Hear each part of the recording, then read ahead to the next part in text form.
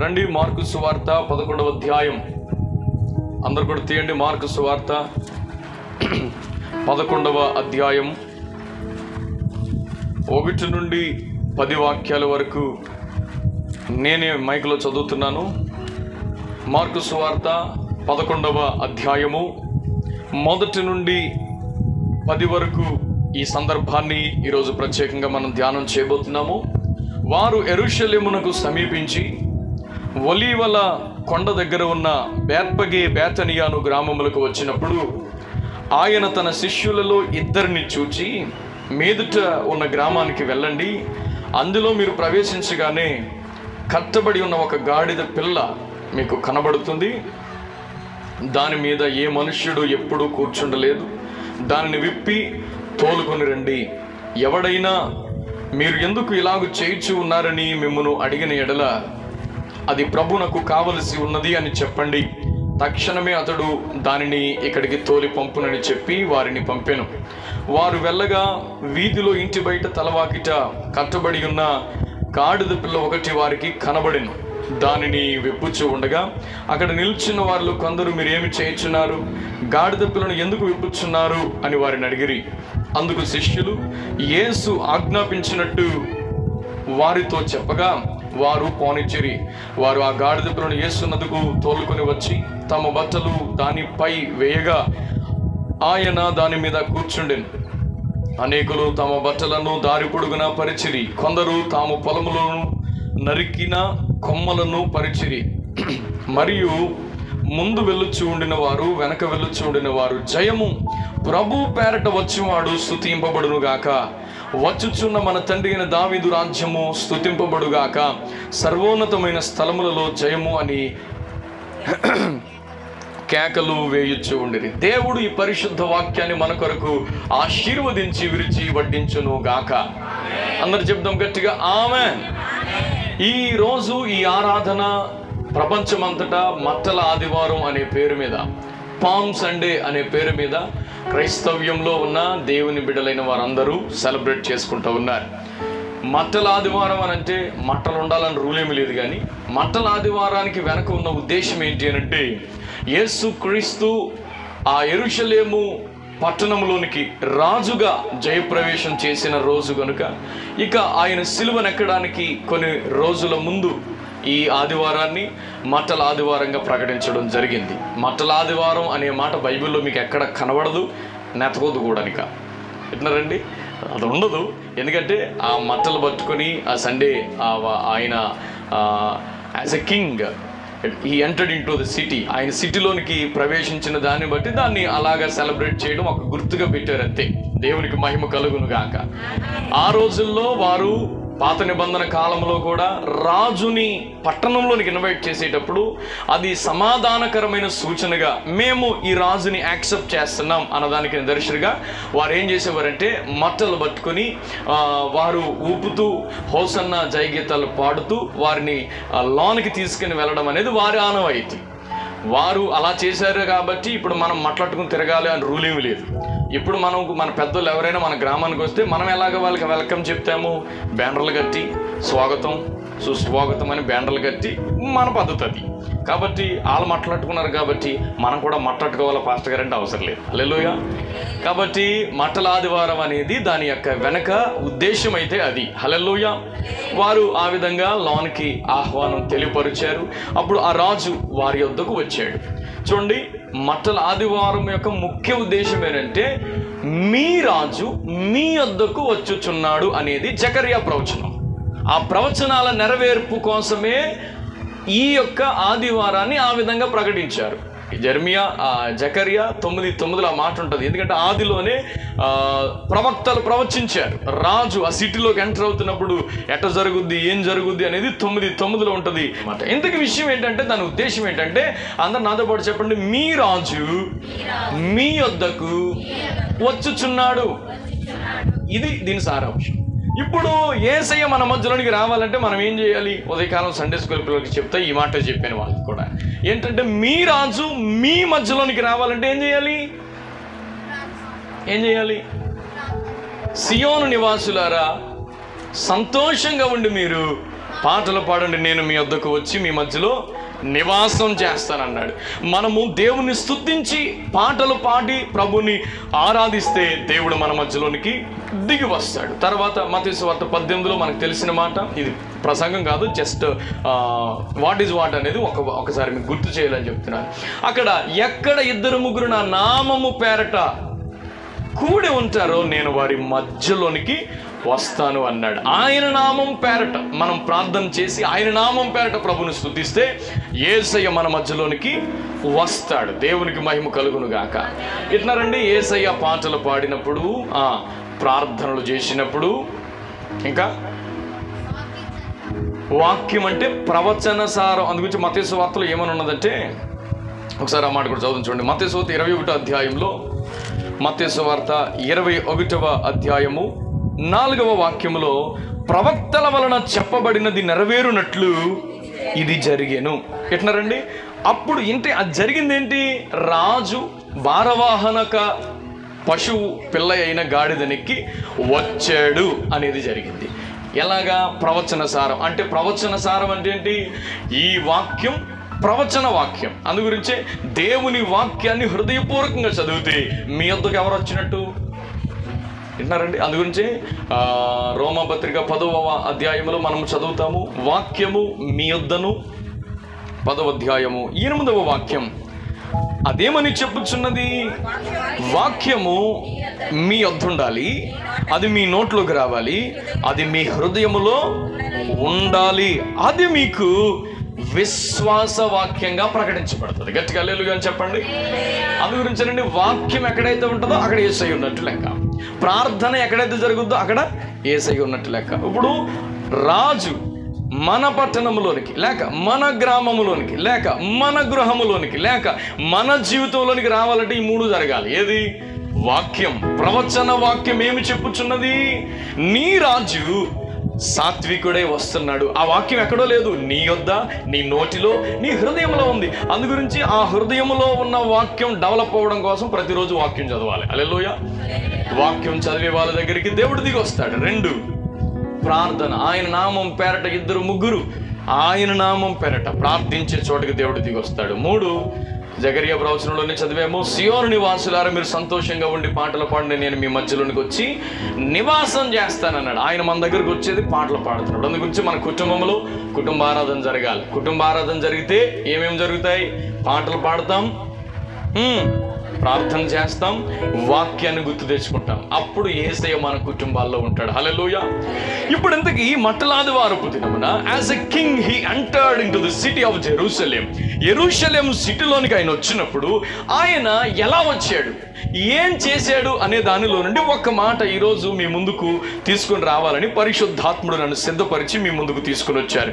ఆయన ఏం చేయడానికి ఆ కార్యక్రమాన్ని పూనుకున్నాడు, ఆ ప్రవచనం ఎందుకు చెప్పబడింది అని మనం ఆలోచన చేసినప్పుడు, మార్కు సువార్త 11వ అధ్యాయంలో యేసయ్య ఎదుట ఉన్న గ్రామానికి వెళ్ళండి అని చెప్పిన ఆయన వెళ్ళిన తర్వాత మీరేం చేయాలో చెప్పాడు. ఏం చెయ్యాలట? మీరు వెళ్ళి 2వ వాక్యంలో మీరు వెళ్ళి అక్కడ దానిని విప్పి అనే మాట మీరు చూస్తారు. యేసయ్య ఎందుకు ఈ కార్యక్రమాన్ని మన ముందు ఆశీర్వాదకరంగా పెట్టారు అంటే, ఈ మట్టలాదివారపు దినమున మన కుటుంబాల్లో, మన జీవితాల్లో జరగవలసింది ఏంటి అని అంటే, ఏదైతే కట్టబడిందో అది విప్పబడాలి. ఆమేన్ చెప్పండి అందరూ. ఏది కట్టబడిందో ఆ కట్టబడిన ఆ సందర్భాలన్నీ విప్పబడాలి. అప్పుడే మన జీవితంలో హోసన్నా అనే మాట వినపడుతుంది. అప్పుడే మన జీవితంలో చూడండి, ఈ గాడిద కట్టబడిన పరిస్థితుల్లో మనం చూసినప్పుడు అది ఎటు వెళ్దామన్నా కట్టబడిన కారణం చేత అది వెళ్ళలేదు. అది అక్కడనే ఉండిపోవలసిన పరిస్థితి, చాలా కాలంగా అది అక్కడనే ఉంటా ఉంది. ఇప్పుడు మీరు గమనిస్తే ఆ కట్టబడిన దానిని దేవుడు ఏమని చెప్తున్నాడండి? విప్పాలి. అందరు చెప్పండి ఆ మాట. యేసయ్య ఈ భూమి మీదకి రాజుగా దిగి వచ్చి ఆయన అధికారముతో ఈ లోకములో ఎవరైతే నానా రకాల పరిస్థితుల మధ్యలో బంధించబడిన వారై ఉన్నారో వారికి గొప్ప విడుదల కలగ చేయడానికి యేసు ప్రభు లోకంలోనికి దిగి వచ్చాడు. గట్టిగా హల్లెలూయా అని చెప్పండి. ఆ ప్రవచన మాట మనము యెషయా గ్రంథంలో ఆ మాట చదువుతాము. 61వ అధ్యాయము 61వ అధ్యాయం, ఇది ప్రవచనమైన మాట. 1 నుండి 3 వాక్యాల వరకు మనం చదివితే,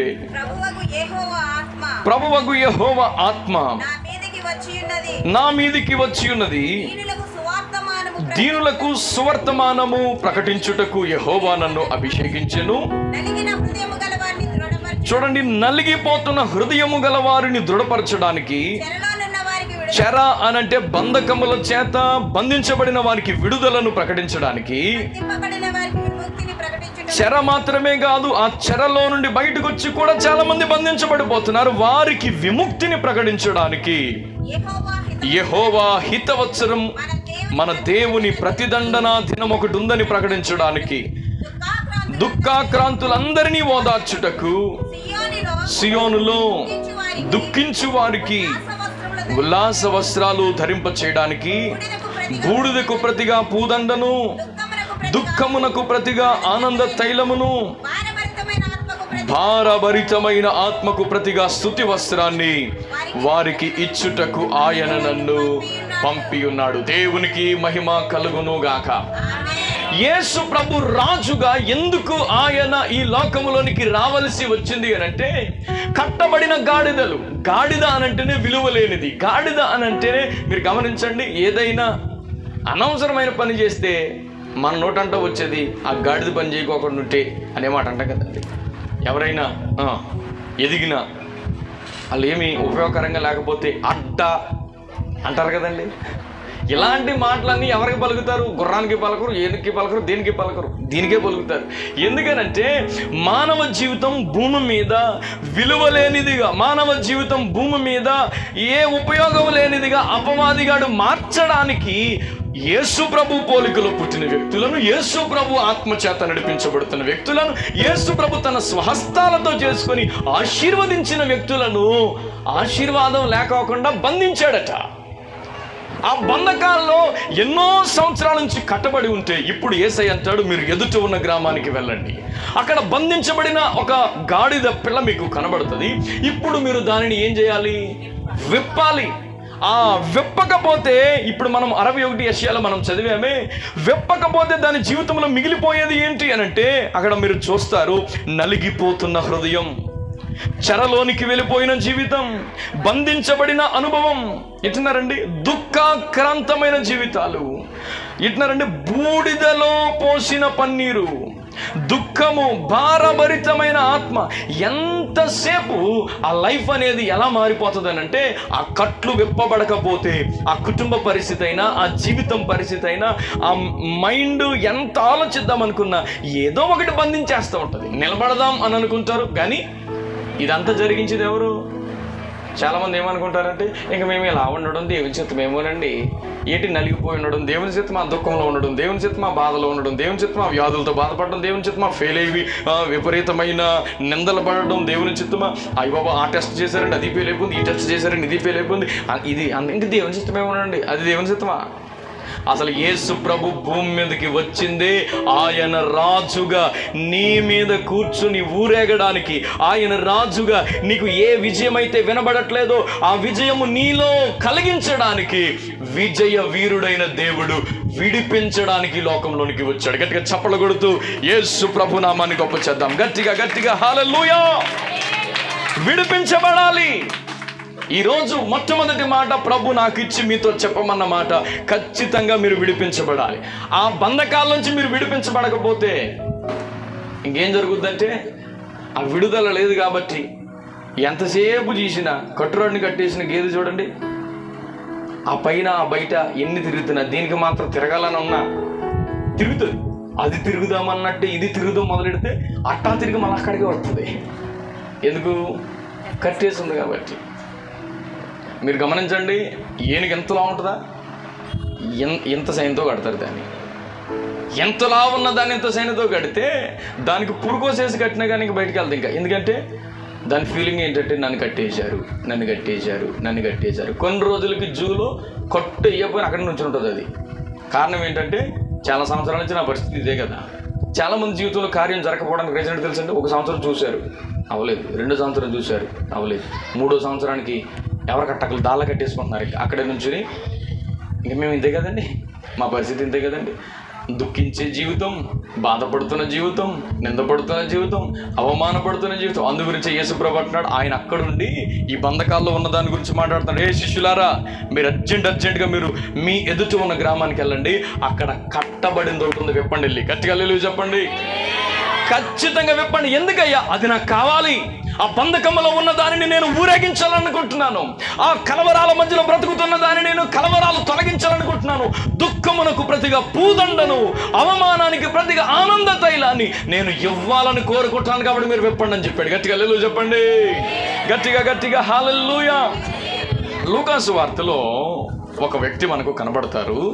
లూకాసు వార్త 13వ అధ్యాయం తీయాలి రే. లూకాసు వార్త 13. అందరు తీయండి. లూకాసు వార్త 13వ అధ్యాయంలో 10వ వాక్యం నుండి మీరు ఆ పారాగ్రాఫ్ అంతా చదివితే, విశ్రాంతి దినమున ఆయన ఒక సమాజ మందిరంలో బోధిస్తున్నప్పుడు ఫర్ ద లాంగ్ 18 years బలహీనపరచు దయ్యము పట్టిన ఒక స్త్రీ. ఇది అపవిత్రాత్మ కాదు, బలహీనపరచు ఆత్మ. అంతే. అప్పుడే బలంగా ఉందాం అనుకుంటారు, వెంటనే వెళ్ళి గడిచిన సంవత్సరం జరిగిందా, ఈ సంవత్సరం అంటే జరుగుద్ది అని చెప్పుద్ది. అంతే. బలహీనపరిచే దెయ్యం అంటారు దీన్ని. ఎవరైనా బలహీనపరిస్తే వాళ్ళకు కూడా ఇదే పేరు అనమాట. ఇక మీరేమన్నా బలపరిస్తే చెప్పండి, వాళ్ళని బలపరిచే దెయ్యం అంటారా? బలపరిచే దెయ్యం అంటారా? బలపరిచే దెయ్యం అనరు. పరిశుద్ధాత్ముడు బలపరుస్తాడు కాబట్టి పరిశుద్ధాత్మ చేసే పని అది. అందుగురించే ఎవరైతే సమాధానపరుస్తారో, ఎవరైతే బలపరుస్తారో వారిని దేవుడు తన బిడ్డలు అంటాడు. ఎవరైనా అపవిత్రత కాదు ఇది. ఏంటిది? ఇది బలహీనపరుచు ఆత్మ అని రాస్తుందంట. ఆత్మ అంటే ఏంటంటే కనబడదు, చెప్తుంది, చెవుల్లో మాట్లాడుతూ ఉంటుంది అనమాట. నీకు అమ్మా నువ్వు అంత ప్రయత్నం చేస్తున్నా కానీ ఎక్కడ ఉందమ్మా, నీకన్నా ముందు వెళ్ళినోళ్ళు అయిందా, పాస్ అయ్యారా, సబ్జెక్ట్ పాస్ అయ్యారా, ఆ కాలేజీలోకి వెళ్ళినోడు ఎవడ బాగుపడ్డాడు అసలు? చాలా ఇదే చెప్తారు. ఇదేం చేస్తుంది? ఫర్ ద లాంగ్ 18 years ఆ స్త్రీ సమాజ మందిరం మానట్లా. చర్చికి వెళ్తుంది, సమాజ మందిరానికి 18 సంవత్సరాలుగా మానుకోకుండా వెళ్తుంది. కాకపోతే ఆమె నడుము వంగిపోయి ఎంత మాత్రము చక్కగా నిలవబడలేక ఉండెను. చర్చికి వెళ్తుంది కానీ నిలబడాలని ఆశ అయితే ఉంటుంది, కానీ నిలబడలేకపోతూ ఉంటుంది. బలహీనపరుచు దయ్యం. అందరూ ఏమనుకుంటారంటే, నేను ఇలా అయిపోవడానికి కారణం నా మీద ఏదైనా ఎవరైనా చేశారేమో. మొన్న మనిషి, అమ్మ ఓ పక్క నుంచి వర్షం వచ్చేస్తుంది, పిల్లలు ఉన్నారు, నేనేమో గోడపల్లి వెళ్ళాలమ్మా, వదిలిపెట్టమ్మా అంటే వదిలిపెట్టుకోవడం అని చెప్పింది. పాస్టర్ గారు మీరేమైనా అనండి, మా తోటకోళ్ళి నా మీద కొట్టుమూ తిట్టిందన్న. అమ్మ నాయన, ఏమ్మా నీ తోడుకోళ్ళకి నీకేమైందమ్మా? సర్లే ప్రార్థన చేద్దామన్నా, వర్షం వచ్చేలా ఉంది, అక్కడేమో నా కోసం చూస్తున్నారు, వెళ్తానమ్మంటే ఇంకా మళ్ళీ తోడుకోలే కాదు మా తోలల్లుడేనా తోడుకోవాలి, మా మరిది గారు కూడా అంతే అన్నది. అయ్యో బాబోయ్, ఆ ఇంట్లో ఎవరి పేరు చెప్తే అందరి పేరు మీద అలా ఉంది. దాటుకుని వెళ్ళిపోదామని అనుకుంటే ఇంకోటి చెప్పిన పాస్టర్ గారు, వాళ్ళు ఎప్పుడైతే ఇలా అన్నారని ఓ మనిషి ఓ సహోదరు అన్నదంట వచ్చి, ఎందుకనేంటి ప్రార్థన, ఇలాంటి ప్రార్థనకి వెళ్ళకండి ఎక్కడికి, నెత్తి మీద ఎట్టి ఓహో అంటుందంటే అది కూడా అపవిత్ర అనండి. ఓహో అంటాడా దేవుడు అంటాడా? అలాంటి ప్రార్థన ఎక్కడ జరుగుతున్నా మీరు అనొచ్చు కదమ్మా, వెళ్ళకూడదు. బైబిల్ అట్టుకుని తిరిగే వాళ్ళు అందరూ పరిశుద్ధులని అనుకుంటే కనుక వాళ్ళలో ఉన్న దయ్యాలన్నీ నీ దగ్గరికి వస్తాయి. అల్లెలు ఎంటలేదు మీరు, అందుగురించి చాలా జాగ్రత్తగా ఉండాలి. వాళ్ళు చూడండి, ఆవిడ వాళ్ళ ఇంట్లోకి వెళ్ళి ప్రార్థన చేసి చెప్పిందంట, ఇదిగో ఆ చెట్టు మీదే ఉంటుందని చెప్పిందంట. ఇప్పుడు కొన్ని రోజులుగా సెట్ ఏమైందంటే చచ్చిపోయింది. అప్పుడు ఈవిడేమనుకోవాలి, చెట్టు చచ్చిపోయింది దేవుని స్తోత్రం బాగుంటాం ఇవ్వాలని అనుకోవాలి. కానీ ఆవిడేమంటే చెట్టు చచ్చిపోయిందంటే నెక్స్ట్ మేము హల్లెలూయా. ఏంటి చర్చ్ అయిన తర్వాత నేను గోడపల్లి వెళ్తుంటే మార్గ మధ్యంలో ఈ మనిషి అమ్మ చర్చికి వెళ్ళాలంటే కుదరలేదు పాస్టర్ గారు, చర్చికి వెళ్ళలేదట, మాత్రం చెట్టు చచ్చిపోయిందంట, నెక్స్ట్ ఈ మనిషి చచ్చిపోతాంట. అయ్యో నా తండ్రి. అందు గురించే బలహీనపరుచు దయ్యాలుంటాయి కొన్ని. ప్రార్థన చేసే చెప్పిందంట దెయ్యం, ప్రార్థన కూడా చేస్తుందా దెయ్యం? చేస్తుంది మరి, చేసి చెప్పిందిగా, చెట్టే చచ్చిపోయిందంటే. హల్లెలూయా. ఇలా చెప్తుంటే అప్పుడు నేనన్నాను, అమ్మ ఒకటి, నీ తల్లి గర్భంలో దేవుడు నిన్ను పుట్టించినప్పుడు నీ మీద ఒక ప్లాన్ ఉంటుంది. అపవాదిగాడు ఎన్ని రకాల ప్లాన్లు వేసినా ప్లాన్లు తొలగిపోవాలంటే, నీ జీవితంలో నీకు ఆరోగ్యం వచ్చి, నీ కుటుంబంలో సమాధానం కలిగి, నీ జీవితంలో అద్భుతమైన క్షేమకరమైన పరిస్థితి నీకు రావాలంటే ఒకటే రీజను, నీవు సమాజ మందిరానికి వెళ్ళినంత మాత్రాన కాదు, నీ జీవితంలో నిన్ను విడిపించగలిగిన దేవుని చేతులకు నిన్ను అప్పగించుకోవాలి. గట్టిగా హల్లెలూయా అని చెప్పండి.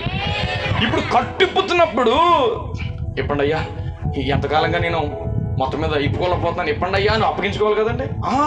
అయ్య బాబాయ్ అద్దీకండే మన మనసు అంటుంది, అద్దీకండే అయ్య బాబాయ్ ఏమ్మా అంటే ఎవడో కట్టాడు అంటే తోడికి.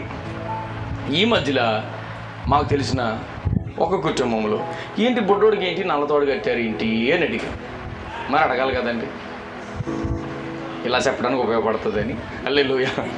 అడిగితే ఆవిడంటది, మొలతాడు కొనుక్కొచ్చామయ్యా, మొలతాడు కొంచెం మిగిలిందని కాలు కట్టుకుందా. ఇది ఎక్కడ విద్యురు ఆయన, మొలతాడు మిగిలితే కాలు కట్టుకుంటారా, ఇంకా పీక్ కట్టలేదు. హల్లెలూయా. గట్టిగా హల్లెలూయా చెప్పండి, కొంచెం గట్టిగా చెప్పండి. ఆ నల్లతాడు ఎక్కడి నుంచో పట్టుకొచ్చింది. ఆ తాడుకున్న పేరేంటంటే గోల్తాడు. గాల్తాడు. మొలతాడైతే గొడవే లేదు కదా. మొలతాడైతే మొలకుంటుంది, కాలుకి ఎందుకు ఉంటుంది?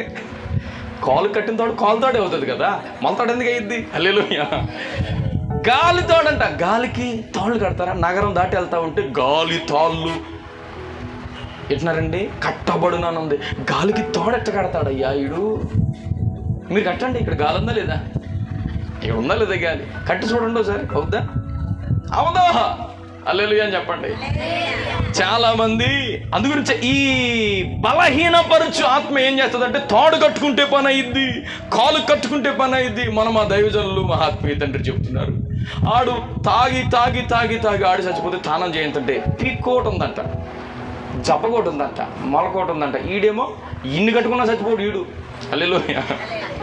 మనము దేవునికి అప్పగించుకోకుండా దేవుని చేతులు మనల్ని విప్పాలి అని ఆయన రాజుగా అధికారముతో భూమి మీదకి దిగి వస్తే, ఆయనకి మనం అప్పగించుకోకపోతే మట్లట్టుకుని హోచన్నా అంటే వస్తుందా? మా చెప్పరేంటమ్మా, కొంచెం గట్టిగా చెప్పవచ్చు కదా. గట్టిగా గట్టిగా హల్లెలూయా. సమాజ మందిరంలో ఫర్ ద లాంగ్ 18 years ఉంది.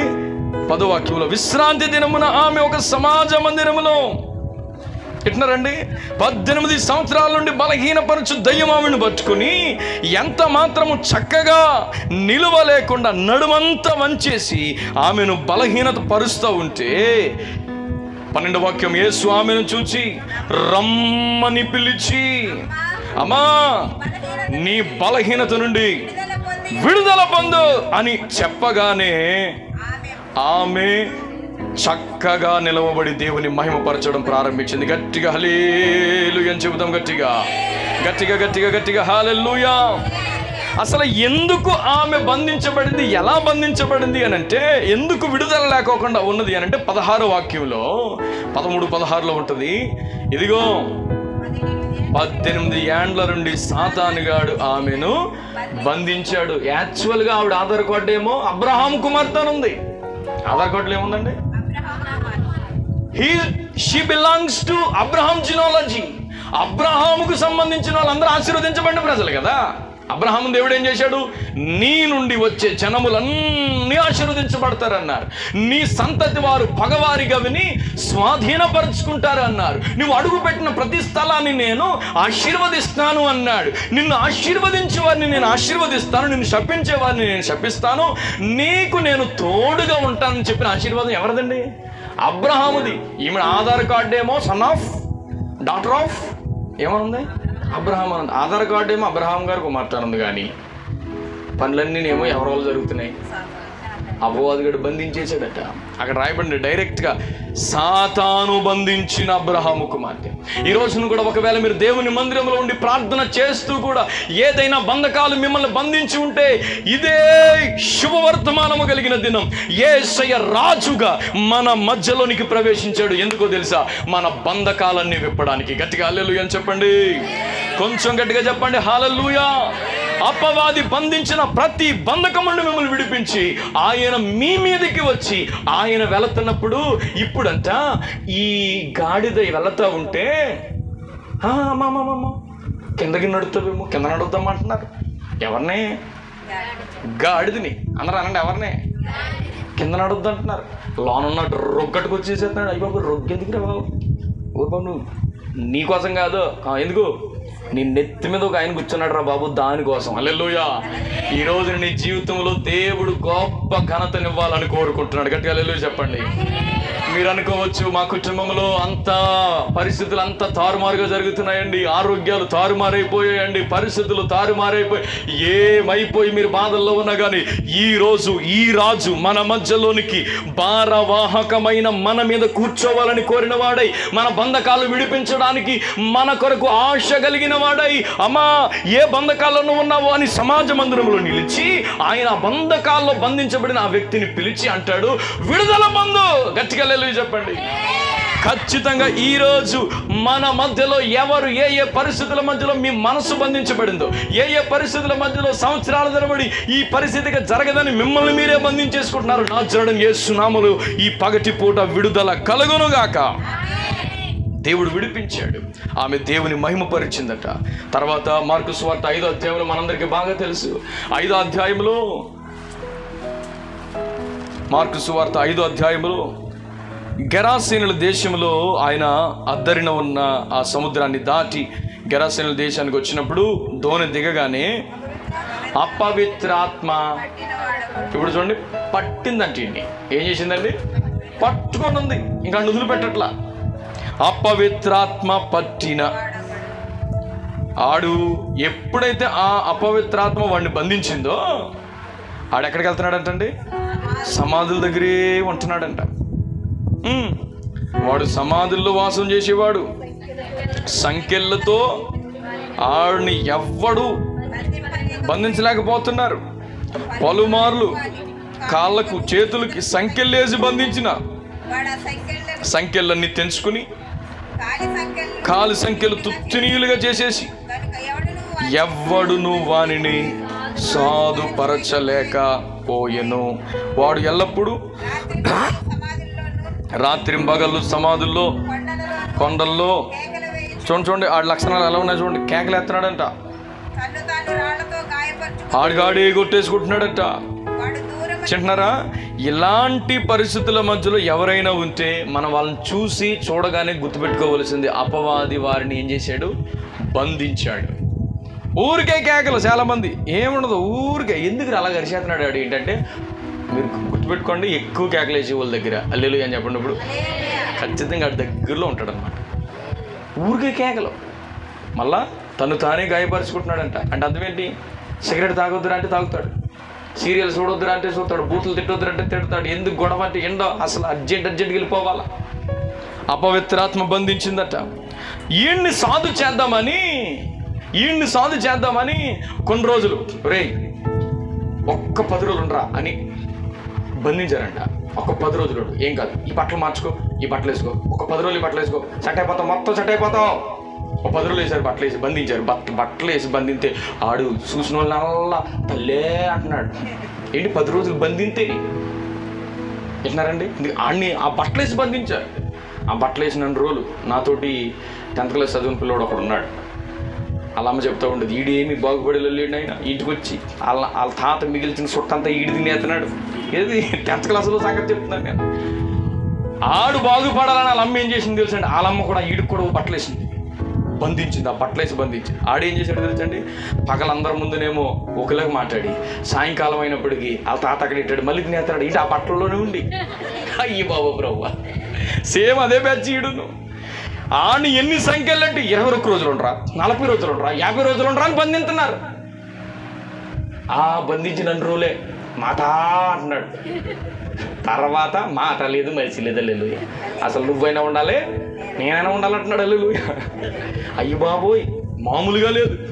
అందు గురించి చూడండి, ఈ లోకంలో నువ్వు బట్టలేసి బంధించిన, ఈ లోకంలో భక్తి పేరట బంధించిన, ఈ లోకంలో ఇంకోటి ఏదో ప్రయత్నాలు చేసి బంధించిన మన జీవితంలో మనకు విడుదల మాత్రం చెప్పండి ఆ బంధకాల్లో నుంచి విడుదల జరగదు. అందు గురించే హీఈస్ అవర్ కింగ్, ఆయన మన రాజు. ఎందుకంటే ఆయన చేతిలో అధికారం ఉంది, ఆయన మాట్లాడితే అధికారం. అందుగురించే గడిచిన శుక్రవారం రాత్రి అద్భుతమైన మాట దేవుడు ఇచ్చాడు. యేసు ప్రభు లేచి అంటండి, అప్పటి వరకు ఆగితే బాగును, ఆగితే బాగును, ఆగితే బాగును, ఆగితే బాగును అని బోరుమంది అన్నారు. ఏంటి? గాలి, సముద్రం. శిష్యులను ఉండరా, ఆగే బాబా బాబోయ్ మొత్తం నీళ్ళు వచ్చేస్తున్నాయి, రే పీతరా, రే తోటతో ఆగితే బాగుండు. వీళ్ళు ఆగితే బాగుందంటే ఆగుతుందా? మనం ఎన్నిసార్లు ఆగితే బాగుందన్నా ఆగదాం. ఆ అధికారం ఉన్నవాడు చెప్తేనే ఆగుతాయి. హల్లెలూయా, అందరు చెప్పండి హల్లెలూయా. చాలామందికి జబ్బులు ఇంటికాడ ఉండగా తగ్గవు, డాక్టర్ గారు చూస్తే తగ్గిపోతాయి. హల్లెలూయా. ఎందుకంటే 200 గంటలు ఆన్కి వెళ్ళి హాయ్ చెప్పి ఆడు ఏమి ఒకళ్ళొద్దు, ఆడిని చూస్తే తగ్గిపోతాయి. ఎందుకంటే కొన్ని ఒకరికి తగ్గుతాయి, అంతే. మీకు తెలియదు ఆ మరమమ్మలన్నీ నన్ను అడగండి. హల్లెలూయా. అమ్మ అయ్యి బాబా చలుపు అమ్మ, చలుపు అమ్మ. అమ్మ ఏం చేశాడు? అమ్మ ఏం లేదు బాబా, వెళ్ళి కూలీ నీళ్ళు మానేమన్నాడు ఆయన, అంతే. తగ్గిపోయింది అమ్మ. ఇప్పుడు అయ్యి బాబు ఎంత బాగా. కొంతమందికి కొన్ని రకాల మనుషుల వల్లే తగ్గుతాయి. ఆమెనండి, వాళ్ళని స్పెషలిస్టులు అంటారు. హల్లెలూయా. ఎందుకంటే పొల్లుకు సంబంధించిన స్పెషలిస్టు పొల్లు కుట్టాడు, కళ్ళుకు సంబంధించిన స్పెషలిస్టు. అందు గురించి చూడండి, పొద్దున్నే అయ్యి బాబు ఏంట్రా ఇప్పుడే వచ్చావురా వీటికంటే, ఏం కాదో క్యాంప్ పెడుతున్నాం, స్పెషలిస్ట్ వస్తున్నాడు మీ ఊరికి. ఎవడో స్పెషలిస్టు, ఉచితంగా చేస్తున్నారంట, ఒకవేళ తీసేయాలంటే తీసేస్తున్నారట, ఎట్టాలంటే ఎడతారట, రండే. ఎందుకు? స్పెషలిస్టు. అందు గురించే యేసు ప్రభు రాజుగా ఎందుకు వచ్చాడు తెలుసా? ఆయన అన్నిటి మీద సర్వాధికారం కలిగిన దేవుడు కనుక ఆయన దగ్గరికి నువ్వు వస్తే నీకు విడుదల దొరుకుద్ది. గట్టిగా హల్లెలూయా అని చెప్పు. నిశ్చయంగా నువ్వు ఏ పరిస్థితిలో బంధించబడున్నావో ఇక్కడ మనం గమనిస్తున్నాం. వాడిని బంధించాలని ఈ లోక సంబంధంగా ఎన్నో సంఖ్యలు వేశారు, కానీ అవలేదు. కానీ కేవలం వాణ్ణి యేసు, ఆ మాట చూడండి 6వ వాక్యం 5:6. వాడు దూరము నుండి యేసును చూసి పరుగెత్తుకుని వచ్చి నమస్కారం చేసిన తర్వాత యేసయ్య వాడిని ఏమంటాడంటే, అపవిత్రాత్మ 8వ వాక్యం, ఈ మనుష్యుని విడిచిపో అని చెప్పగానే తర్వాత మీరు కిందకి చదివితే 15వ వాక్యంలో, సేన అను దయ్యములు పట్టినవాడు బట్టలు కట్టుకుని స్వస్థ చిత్తుడై ఇప్పుడు కూర్చుండి ఉండుట చూసి జనాలందరికీ అసలు ఇది నిజమేనా అన్నట్టుందన్నమాట. హల్లెలూయా, దేవునికి మహిమ కలుగునుగాక. హల్లెలూయా. ఈ రోజున కూడా నీ జీవితంలో, మన జీవితంలో, మన కుటుంబ జీవితంలో అద్భుతమైన కార్యములు జరగాలనంటే మనం ఎంత తొందరగా యేసును చూసి పరుగెత్తుకొని ఆయనకు నమస్కారం చేసి ఆయన పాదాల దగ్గర మనం పడితే అంత తొందరగా మనకు విడుదల దొరుకుతుంది. హల్లెలూయా. అందరూ చెప్పండి విడుదల. నోరు తెరిచి చెప్పండి ఈ మాట. యేసు ప్రభు ఈ మటలాది వారపు దినమున జయం కన్నా ముందు విడుదలవ్వడానికి వచ్చాడు. హల్లెలూయా. రెండో మాట చెప్పి నేను ప్రార్థన చేస్తాను. రెండో మాట ఏంటి అని అంటే, ఇప్పుడు ఈ గాడిద చిన్నతనము నుండి ఆ కట్టబడి ఉన్న పరిస్థితుల మధ్యలో దాని చెవులకు వినబడుతున్న ఒకే ఒక మాట ఏంటో తెలుసండి? గాడిద గాడిద గాడిద అనే మాట వినపడుతుంది. జీవితంలో ఎంతో కాలంగా ఇక నువ్వు విడుదల పొందలేవు, నీ బ్రతికింతే అన్నట్టుగానే అంత వినబడతా ఉంది. కానీ మీరు గమనించండి, ఎప్పుడైతే విడుదల పొందిన ఆ గాడిద యేసును ఎత్తుకుందో, యేసును మోయడం నేర్చుకుందో, యేసును కలిగి జీవించడం నేర్చుకుందో, మీరు గమనించండి. ఇప్పుడు 7వ వాక్యం నుంచి మీరు చదువుతారు. వారు ఆ గాడిద పిల్లను యేసునొద్దకు తోలుకుని వచ్చి తమ బట్టలు దాని మీద వెయ్యగా ఆయన దాని మీద కూర్చుండెను. ఇక్కడ మీరు అండర్లైన్ చేయవలసిన మాట, ఆయన దాని మీద కూర్చుండెను. ఇప్పుడు అనేకులు తమ బట్టలను దారి పొడుగునా పరిచిరి, కొందరు పొలములో నరికిన కొమ్మలను పరిచారు. మరియు నాకు ఈ మాటే నాకు చాలా ఆశ్చర్యం వేసింది. ఎదరెళ్తున్న వాళ్ళు అదే మాట చెప్తున్నారట, వెనక వచ్చుచున్న వారు కూడా అదే మాట చెప్తున్నారు. మరలా చెప్తున్నానండి, మీకన్నా ముందెళ్ళిన వారు ఒక రోజున ఒక సాక్ష్యం చెప్పబోతున్నారు. తర్వాత మీ వెనకాల వచ్చే జనరేషన్స్ కూడా ఖచ్చితంగా ఒక మాట చెప్తున్నారు. ఆ మాట ఏంటి అంటే, జయము ప్రభువు పేరట వచ్చువాడు స్తుతింపబడునుగాక. వచ్చుచున్న మన తండ్రి అయిన దావీదు రాజ్యము స్తుతింపబడుగాక. ఇక్కడ వీళ్ళు ఉన్నది మామూలు స్థలము కాదు, ఇక సర్వోన్నతమైన స్థలాల్లో నివసించబోతున్నారు. దేవునికి మహిమ కలుగునుగాక. సర్వోన్నతమైన స్థలములలో జయము అని కేకలు కేకలు కేకలు వేస్తూనే ఉన్నారట. దేవునికి మహిమ కలుగునుగాక. అందరూ చెప్దాం గట్టిగా హల్లెలూయా. ఒకటి, విజయం పొందిన నీవు నీ జీవితంలో ఎప్పుడు కూడా విజయవీరుడైన దేవుణ్ణి మోసే అలవాటు కనుక నువ్వు చేసుకుంటే, విజయవీరుడైన దేవుని నీవు అన్ని విషయాల్లో ఆయన ఉన్నాడా లేదా చూసుకుంటా ఉంటే, ఈ పనిలోకి వెళ్తున్నాను యేసయ్యకి ఇష్టమా కాదా అని ఆలోచించుకుంటూ ఉంటే, ప్రార్థన చేసి యేసయ్య నీ మీద ఉన్నాడా లేదా అని గమనించుకుంటూ ఉంటే, నీ వెనకున్నవారు చెప్పవలసిన మాట, నీ ముందరున్న వాళ్ళు చెప్పవలసిన మాట ఏంటో తెలుసా? ఖచ్చితంగా జయం వీళ్ళకే అవుతుంది. హల్లెలూయా అని చెప్పండి. ఖచ్చితంగా విజయం వీళ్ళకే వరిస్తుంది. ఆమేన్ చెప్పండి. ఈ రోజున విజయమే ఎరగని పరిస్థితుల మధ్యలో మీరు సాగిపోతున్నారా? అయితే ఒక మాట, విజయ వీరుడైన దేవుని మీ జీవితాలలోనికి మీరు ఎత్తుకోగలిగితే నిశ్చయముగా మీ ముందు వెనక కూడా విజయం అనే మాట వినబడును గాక. మీ ముందు వెళ్ళిన తరాల్లో కానీ వెనక వెళ్ళిన తరాల్లో కానీ ఎన్నడూ వినని ఆ విజయం అనే మాట మీ చెవులలో పడబోతుంది. ఆమేనని చెప్పండి గట్టిగాను. ఈ రెండు మాటలు మీ మనసులో వేసుకోండి. ఒకటి, విడుదల పొందాలి. రెండు, విజయాన్ని పొందాలి. హల్లెలూయా అని చెప్పండి.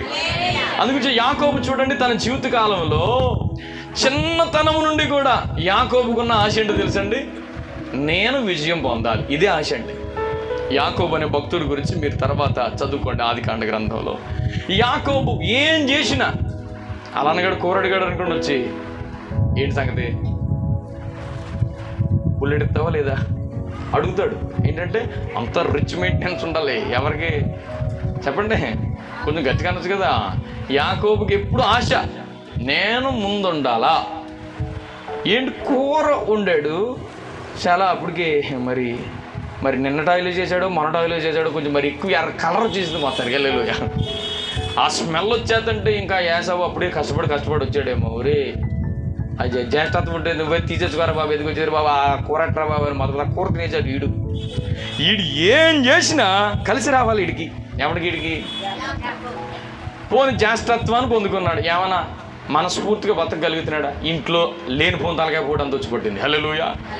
తర్వాత మీరు గమనించండి, అక్కడ ఇంట్లో జరుగుతున్న సంభవం ఏంటంటే, నేను నిన్ను ఇంకా వెళ్ళిపోయేలా ఉన్నారా బాబు, డాక్యుమెంట్లన్నీ నీ పేరు రాసేస్తాను. ఎవరో వాళ్ళ నాన్నగారు చెప్తున్నారు, వాళ్ళ అమ్మని కేకేసి డాక్యుమెంట్ చిన్నోడి పేరు పెద్దోడి పేరు రాసేద్దాం అనుకుంటున్నారు అని మొత్తం అన్ని పెద్దోడు పెద్దోడు పెద్దోడు పెద్దోడు అంటే వాళ్ళ అమ్మీని, రే యగోబా విన్నావా, మీ నాన్న ఆశీర్వదింతాను అన్నాడు అర్జెంటుగా. నీకు చిన్నప్పటి నుంచి అదే ఆశ కదా, నేను కూడా నీకు సపోర్ట్ చేస్తాను రారా అని వాళ్ళ అమ్మ కూడా సపోర్ట్ చేస్తే వీళ్ళిద్దరు కలిసి ఏం చేశారంటే వాళ్ళ నాన్న దగ్గరికి వెళ్ళి ఆశీర్వాదం అంతా కొట్టేశాడు. దేవునికి గట్టిగా హల్లెలూయా అని చెప్పండి. మొత్తం ఆశీర్వాదాలన్నీ కొట్టేసిన తర్వాత వెంటనే ఆశీర్వదించబడిన వ్యక్తి అయితే ఏం చేయాలండి? అయ్య బాబోయ్ ఈరోజు ఎంత బ్లెస్ అయ్యామంటే, ఈరోజు మందిరంలో చాలా తృప్తిగా ఉంది, చాలా ఆశీర్వదించబడ్డాం అని ఇంటికి వెళ్ళాలి. ఎప్పుడైతే తండ్రి యొక్కయు కుమారుని యొక్కయు పరిశుద్ధాత్మ యొక్కయు నామన ఆమెన్ అన్నాడు, వెంటనే గుండెలో రాడుకుంది. అయ్యో చచ్చిపోతాను, కూర్చుంటే చచ్చిపోతాను అంటున్నాడు, నుంచుంటే చచ్చిపోతాను అంటున్నాడు. ఎరా ఆశీర్వదించబడ్డావు కదరా నాయన, చచ్చిపోతాను అయితే. అయ్యో మాయనగడు వచ్చాడా, మాయనగడు చంపేస్తాడు. ఇప్పుడు ఏదైనా అక్కడ గట్టిగా మొదలైందా, వచ్చాడా. కొంతమంది చూడండి ఏముండదు, అమ్మాయి అయ్యి బాబాయ్ అమ్మాయి ఏమ్మా ఏమైందా, ఏముండదు, ఊరికే. ఏం చేస్తాం? యాకోబు గారు మరి డిసెండెంట్స్ ఆఫ్ యాకోబు, మరి మనం ఏం చేయలేం. హల్లెలూయా. ఈడు ఎన్ని ప్రయత్నాలు చేశాడంటే, అందుగురించి చూడండి, సొంత ప్రయత్నాలు చేసినంతకాలం ఆశీర్వదించబడ్డట్టు అనిపిస్తుంది కానీ ఆశీర్వాదం ఉండదు అక్కడ. ఆశీర్వదించబడ్డట్టు ఫీలింగ్ అంతే. యాక్చువల్గా తల స్నానం చేసి తలారై బాబు ఎంత బాగుందో అనిపిస్తుంది. కాసేపటికే బడేలు అనేసి మాట ఏదో వినపడతారు. ఈడు కూడా ఇలాగ ఎన్నో రకాల ప్రయత్నాలు చేస్తూ ఉంటే మొత్తం మీద ఇంట్లో లేనిపోయిన తలకాయ పోట్లన్నీ అయిపోయినాయి. మొత్తం మీద భయంకరమైన ఇదిగో ఆడైనా ఉండాలి నేనైనా ఉండాలన్నాడు, పీకి వేసుకుని ఇలా వస్తే మొత్తం మీద ఊరుదులు పెట్టి వేస్తూ నామవులు పరారు. హల్లెలూయా. ఎవరో పరిగెడుతున్నాడు, పరిగెట్టి వాళ్ళ మేనమామ గారు ఊరు లైవ్ లొకేషన్ పెట్టి వెళ్తున్నాడు. అక్కడ ఇటేనా దారి లైవ్ లొకేషన్ చూసుకుంటూ వెళ్తున్నాడు. అక్కడికి చూస్తున్నాడు. ఇదేమో మొత్తం తుప్పలోకి తీసిపోతుంది. ఇది ఏది take left, move 2 meters left అని మొత్తం చెప్తుంటే దాని ప్రకారంగానే వెళ్ళిపోయి మొత్తం మీద అటు వెళ్ళిపోయి ఇటు వెళ్ళిపోయి ఇటు వెళ్ళిపోయి ఇటు దారి లేని చోటకి వెళ్ళిపోయాడు. హల్లెలూయా. దారి కనపట్లేదు ఇక, దానికి తగ్గట్టు మళ్ళీ చీకటి అయిపోయింది. హల్లెలూయా. చీకటి అయిపోయింది, దారి కనపట్టలేదు. ఇంకేం చేస్తాడండి ఆ చీకట్లో? ప్రభువా నా ఆత్మ నీ చేతికి అప్పగిస్తున్నా, బతుకుంటే ఎదరికెళ్తాను, లేదంటే ఇక నువ్వే నన్ను తీసేసుకోండి అయినా. హల్లెలూయా. హల్లెలూయా. చూడండి చాలామంది ఎంతసేపు స్వావే స్వావే స్వావే స్వావే మళ్ళా అంటాడు. చిన్నప్పటి నుంచి సండే స్కూల్కి వెళ్ళిన అలవాటు ఉందిలేండి దీనికి. చిన్నప్పటి నుంచి సండే స్కూల్కి వెళ్ళేవాళ్ళే. ఏమంటాడు తెలుసండి? ప్రభువా నువ్వు కనుక నాకు తినడానికి అన్నం ఇట్టి, వేసుకోవడానికి బట్టలు ఎత్తే, నువ్వే నా దేవుడివి, ఇవ్వలేదా నువ్వు నా దేవుడు కాదు. హల్లెలూయా. గొప్ప ప్రార్థన చేసేవారా యాకోబా? ఏం ప్రార్థన అండి. అమ్మలు అంటాడు నువ్వు నిజంగా నాకు తోడు ఉన్నావంటారు. రుచి పెట్టు తెలుసా? తిండి ఉండాలి, నాకు తిండే, వేసుకోవడానికి బట్టలు ఉండాలి. మళ్ళీ ఇదిగో ఏది మీద అడుపు చంపేస్తున్నప్పుడు ఈ రాత్రి ఇదిగో ఇక్కడ నీ సన్నిధి ఉండాలి అక్కడ. హల్లెలూయా. ఇంటికాడ ఉన్నప్పుడు ఏమో అన్నీ వేసిన పనికి మళ్ళీ వేసాలి, అన్ని ప్రార్థన లేకపోకుండా అన్ని ఇష్టానుసారంగా జీవించి బయలుదేరి ఇప్పుడు ఇక్కడ మొదలెట్టాడండి ప్రార్థన. హల్లెలూయా. ఓ రాడ్ తీసుకుని పడుకుని, ప్రభువా ఇంకా ఏదొచ్చినా నువ్వే, ఇంకా ఎందుకంటే గూగుల్ మ్యాప్ ఇక్కడ వరకే వచ్చింది. హల్లెలూయా. చెప్పండి గట్టిగా చెప్పండి. హల్లెలూయా. ఇంకెట్టి వెళ్ళాలో దారి తినలేని పరిస్థితుల్లో మొత్తం మీద తెల్లారిందండి. రాత్రి తీర్మానాలన్నీ మర్చిపోడు. ఎందుకంటే మొత్తం మీద తప్పులను గెంటుకుంటా బయటకు వచ్చేసాడు. మొత్తం మళ్ళా as you are coming to the right way అనేది చెప్తుంది అది. పొద్దున్నే మళ్ళీ లైవ్ లొకేషన్ ఎట్టుకుని మొత్తం మీద వెళ్ళిపోడు. అలాగా వాళ్ళ మామయ్య గారి దగ్గరికి వెళ్ళి 20 సంవత్సరాలు పేటకోలు తీయటమే, పేటకోలు తీయటమే. హల్లెలూయా. ఓ ప్రార్థన లేదు, ఏం లేదు, అన్ని పేటకోళ్ళే. హల్లెలూయా. ఈ పేడకోళ్ళు తీయటం, ఆ పేడకోళ్ళలోనేమో రాహీలు కనపడుతుంది. ఎంతసేపు కూర్చుంటే రాహీలా, నుంచుంటే రాహీలా అంటాడు, పేడకోళ్ళు తీస్తూనే ఉంటాడు. రాహీల్ని పెళ్లి చేయమంటే ఆయన అన్నాడు పేడకోళ్ళు తీయమన్నాడు. పేడకోళ్ళు తీస్తే పెళ్లి చేస్తాడు కదంటే మళ్ళీ 7 సంవత్సరాలు అయిన తర్వాత ఆ పెద్ద అమ్మాయిని కళ్ళజోడు పెట్టుకున్న మనిషిని చేసేసాడు. నీకు కళ్ళజోడు లేదు కదా, మన ఇద్దరు మాట్లాడుకుంటాం. కళ్ళజోడు ఉందంటే నోరు మీ మా ఊరు పెద్దదానికి చేయకుండా చిన్నదానికి చేయము, కళ్ళజోడు ఉంటే ఏమైనా చేసుకోరా, మొన్న హాస్పిటల్ తీసుకెళ్ళి వచ్చామన్నాడు వాళ్ళ మామ. హల్లెలూయా. చేసేసారు పెళ్ళి. కళ్ళజోడు ఉన్న మనిషిని పెళ్లి చేసేసిన తర్వాత ఇప్పుడు అసలు పేడకల్లో కనపడింది ఎవరు? రాహీల్ కదా. రాహీల్ కోసం మళ్ళీ ఇంకో 7 సంవత్సరాలు చేశాడు. ప్రేమ పెళ్ళిళ్ళు చేస్తే ఇదే పద్ధతి, పేడకల్లే మిగులుతాయి. హల్లెలూయా. ఏముండదు, గట్టిగా చెప్పండి. హల్లెలూయా. ఎప్పుడైతే మొత్తం మీద 20 సంవత్సరాలు కంప్లీట్ అయిందో ఇప్పుడు బయలుదేరి వచ్చాడు. బయలుదేరి వచ్చిన తర్వాత ఒకవేళ బిడ్డలను సంపాదించుకున్నాడు, భార్యలను సంపాదించుకున్నాడు, గొర్రెలను సంపాదించుకున్నాడు, మేకలను అయినా కానీ మనసులో ఉన్న మరణ భయం తొలగిపోలా, మనసులో ఉన్న ఆవేదన తొలగిపోలా.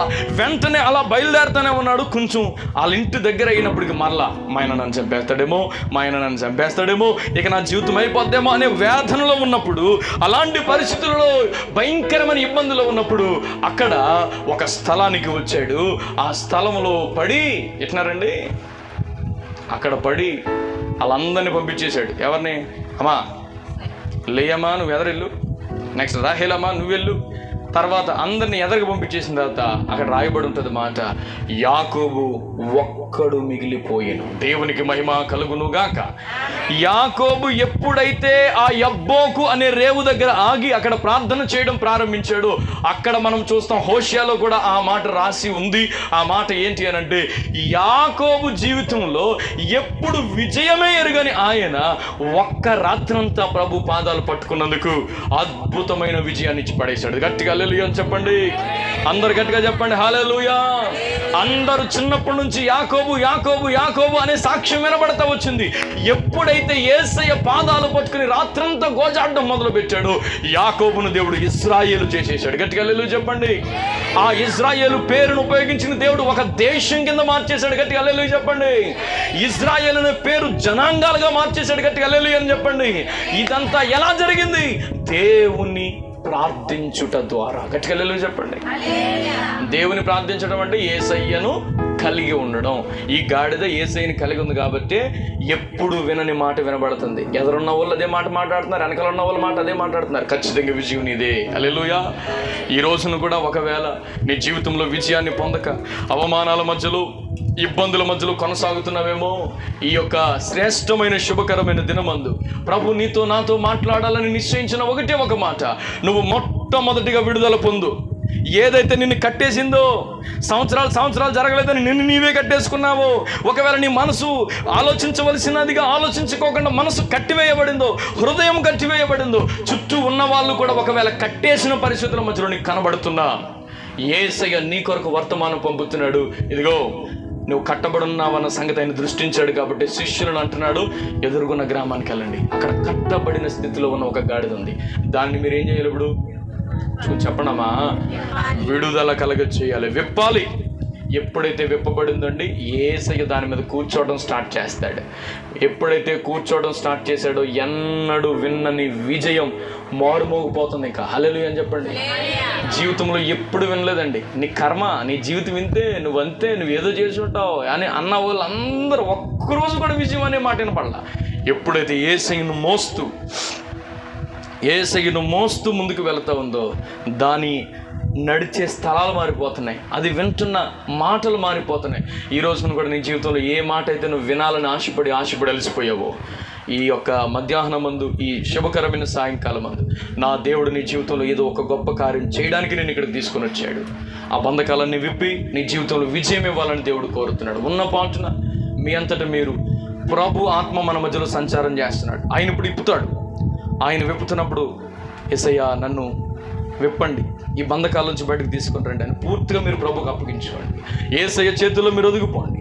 ఖచ్చితంగా ఎప్పుడైతే నువ్వు విడుదల పొందుతావో, విజయ వీరుడని యేసయ్య నీ మీద ఆయన ఉంటాడు. ఖచ్చితంగా ఆయనను బట్టి నువ్వు వెళ్ళే ప్రతి స్థలంలో నీకు విజయమే కానీ అవమానమే రాబోదు. దేవుడు ఆ విధంగా కార్యాలు చేయాలని కోరుతున్నాడు. ఉన్న పాటను తల వంచుదాం, అందరూ నోరు తెరిచి థ్యాంక్ యూ జీసస్.